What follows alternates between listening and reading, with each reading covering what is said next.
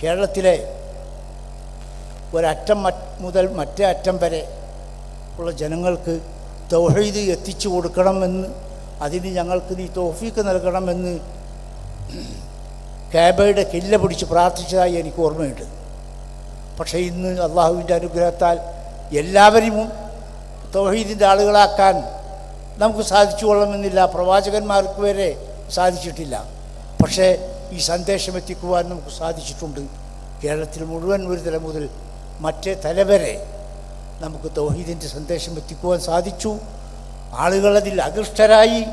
എല്ലാവരും അതുമായി മുമ്പോട്ട് നീങ്ങുമ്പോൾ ഒരു ചെറിയ തമാശ. ഒരാൾ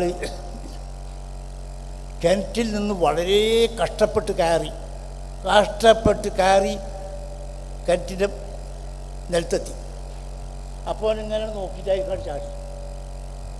ആ രീതിയിലുള്ള വിഭാഗമാണ് ഇപ്പോൾ ഈ ജിന്ന് വിഭാഗം എന്ന് പറഞ്ഞ സാധനം.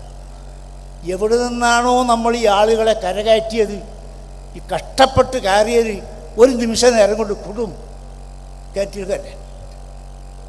യാതൊരു നിവൃത്തിയില്ല. അവരെ എതിർക്കുകയല്ലാതെ